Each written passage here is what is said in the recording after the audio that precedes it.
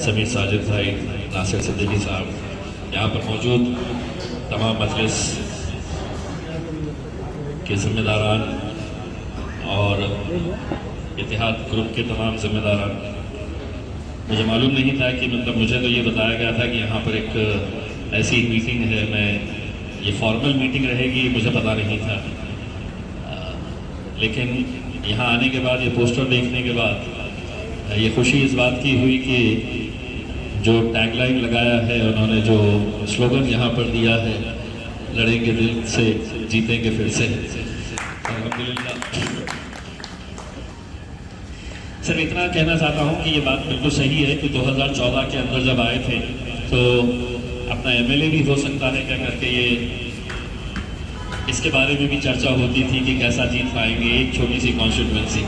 और जब लोकसभा का इलेक्शन आया तो आप अच्छी तरह से जानते हैं कि मैं एक तरफ था कि नहीं, लड़ना है तो लड़ना है उसमें, क्योंकि वैसे भी हम 25-30 सालों से वोट किसी और को देते थे, जीत कर शिवसेना ही आती थी उसमें। तो उस वक्त एक यकीन और एक भरोसा था कि अगर ऐसे ही हार रहे हैं तो एक मतलब अपनी ताकत को आजमा के देखेंगे तो सही।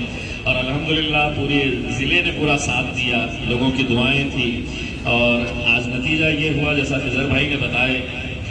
आज भले ही लोकसभा राज्यसभा के अगर मिला के 700-750 मेंबर्स है, लेकिन कई ऐसे एमपीज हैं जिनका 2-2 टर्म हो चुका है, जिनका 3-3 टर्म हो चुका है, लेकिन अगर किसी से पूछे कि ये कौन एमपी है करके तो बता नहीं पाएगा। लेकिन पूरे 700 से पूछ लो कि ये कौन है करके तो बताएगा कि औरंगाबाद से, ये औरंगाबाद से मजलिस का इमाम का एमपी है। तो एक ये आप लोगों का साथ था कि जिसकी वजह से आज ये इस मुकाम के ऊपर तक पहुँचे। मुझे मालूम है कि 2024 जो है उसके लिए जो साजिशें जिस लेवल के ऊपर की जा रही है, मैं उससे बखूबी वाकिफ हूँ। मैं अच्छी तरह से जानता हूँ कि कौन कौन लोग उस साजिश का हिस्सा रहने वाले हैं, कौन कौन लोग क्या क्या खेल खेलने वाले हैं। ये मैं बखूबी अच्छी तरीके से जानता हूँ, क्योंकि उनकी 40 साल की सियासत होगी तो मैं 10 साल के अंदर इतना तो होशियार हो चुका हूँ कि मुझे मालूम है कि कैसे कैसे गेम खेले जाने वाले हैं। अपने ही सफ़ों में बैठ कर अपने ही उधेड़ने वाले भी लोग यहाँ पे आपको मिलने वाले हैं उसमें। तो इसमें कोई बहुत ज़्यादा हैरानी की बात नहीं है। सियासत है, किसी को पैसे से मोहब्बत रहती है, किसी को बिना किसी वजह किसी से नफरत होती है या जलन होती है कि यह आदमी क्यों ऊपर जा रहा है। और मैं लोगों को ये कहता हूँ कि मैं तो बहुत बाद में आया, मैं 40 साल के बाद में आया। तुम क्यों नहीं गए थे? तुम्हें मौका था, तुम क्यों नहीं गए थे वहाँ पर? उस वक्त तुम क्यों नहीं आगे हिम्मत कर पाए थे? मैंने हिम्मत किया था उसमें, और सभी लोग गवाह हैं, खासतौर से ये पूरे कॉर्पोरेटर्स गवाह हैं कि सभी लोग कहते थे कि नहीं, लोकसभा का इलेक्शन नहीं। और इसमें ईमानदारी के साथ अगर बोला जाए तो तकरीबन 90-95% ऐसे लोग होंगे जो रात में बैठ के ये कैलकुलेट करते थे यार कैसा जमेगा, कैसा जमेगा, कैसा। तो उसमें बहुत सारे लोगों के हिसाब किताब जो है वो इसी हिसाब से रहते थे कि यार इसके इतने, इसके इतने, इसके इतने, अपन कैसा लोकसभा का इलेक्शन जीतेगा। और उसमें से कई सारे ऐसे लोग रहते थे यार एमएलए जीत गया है, अब एमपी भी बनने का बोल रहा। अब मैं तो ये सोच रहा हूँ कि एमएलए हो गया है, एमपी हो गया है, उसके अंदर मिनिस्टर के बारे में सोचा जाएगा। तो रास्ते कब कैसे बनेंगे ये कोई नहीं जान सकता। हमारा काम ये है कि हमें मेहनत करना चाहिए करके। और मायूसी कुफ्र है अगर कोई आज आपको ये कहेगा कि साहब नहीं 2024 के अंदर निकल गए, 2019 के अंदर निकल गए, 2024 मुश्किल रहने वाला। तो ये वो लोग हैं जो 2019 के अंदर बोलते थे कि 2014 में निकल गए तो एमपी का इलेक्शन। तो कुछ ऐसे लोग हैं जिन्हें हमेशा गिलास आधा खाली ही नजर आता है, और हम वो हैं जिनको गिलास आधा भरा हुआ ही नजर आने वाला है। वो एक पॉजिटिव एटीट्यूड के साथ।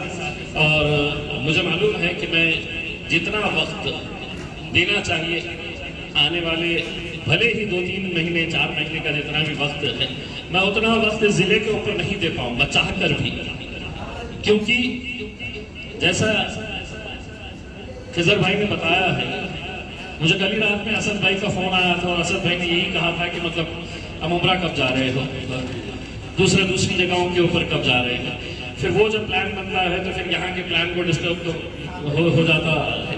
लेकिन इसके बावजूद भी मुझे मालूम है कि इम्तियाज अली भले ही यहाँ पे नहीं रखे, लेकिन इतने सारे इम्तियाज अली यहाँ पर बैठे हुए हैं, तो आप लोगों को अपने तौर के ऊपर आगे बढ़ना है बहुत अच्छे तरीके से प्लानिंग के साथ। और ख़ास तौर से ये कामयाबी इसीलिए मुमकिन हुई थी शीश भाई के हमारे बीच में इत्तेहाद था, ये भी इत्तेहाद था, आपका भी इत्तेहाद था और हम सबका इत्तेहाद था, इसीलिए ये कामयाबी मुमकिन हुई थी। जिस दिन हमारा इत्तेहाद खत्म हो जाएगा दुनिया की कोई ताकत हमें जिता नहीं सकती, ये आप समझ लीजिए। अगर हम हैं तो आपस में बहुत सारी छोटी छोटी बातों को नजरअंदाज करना पड़ेगा। अगर बड़े लक्ष्य को हासिल करना है तो छोटी छोटी बातों को, अपनी अना को दरकिनार रखते हुए, साइड में रखते हुए कि नहीं मुझे मेरा लक्ष्य हासिल करना है, मुझे ये नहीं पता है, मुझे कोई फर्क नहीं पड़ता है कि इम्तियाज जलील को मैंने दावत पे बुलाया था और इम्तियाज जलील नहीं आया था, अब 2024 में देखूंगा। तो लोगों की नाराजगियां इन्हीं बातों को लेकर। अब मुबीन भाई मुझे आज बोल रहे 5 बजे अबाया के इनॉग्रेशन के लिए आओ, मैं बोला मैं अबाया का क्या करूँगा मेरे भाई, मेरे को अबाया के तो खैर मैं बहुत खुशी हुई मुझे कि इत्तेहाद ग्रुप ने 2014 भी मुझे याद है, 2019 भी मुझे याद है, और जितने सारे हमारे जितने भी बड़े इवेंट्स हुए वो तमाम इवेंट्स के अंदर इत्तेहाद ग्रुप का हमेशा से ही साथ रहा है। अल्हम्दुलिल्लाह एक बहुत अच्छी टीम। मैं तो ये लोगों को बड़े फख्र के साथ कहता हूँ कि अगर हैदराबाद के बाद अगर मजलिस सबसे ज़्यादा मजबूत कहीं हुई तो वो औरंगाबाद के अंदर बहुत ज़्यादा, और उसी का नतीजा है कि हमने इतने सारे, अब कहते हैं ना कि अल्लाह मियाँ रास्ते बनाते जाता है उसमें। अब अल्लाह ने सबसे अच्छा रास्ता क्या बनाया कि कॉर्पोरेशन के इलेक्शन ही नहीं होने देगा।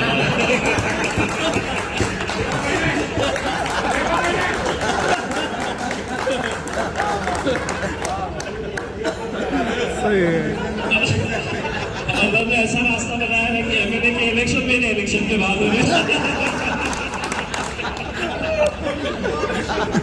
तो ये सब अल्लाह रास्ते बनाते चलता है उसका। और मुझे मालूम है अब एक अनार 100 की बात को हैंडल करना मामूली बात नहीं है।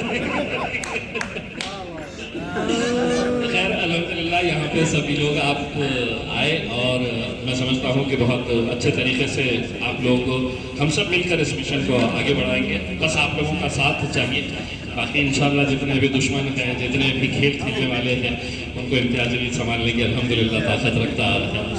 बहुत बहुत शुक्रिया।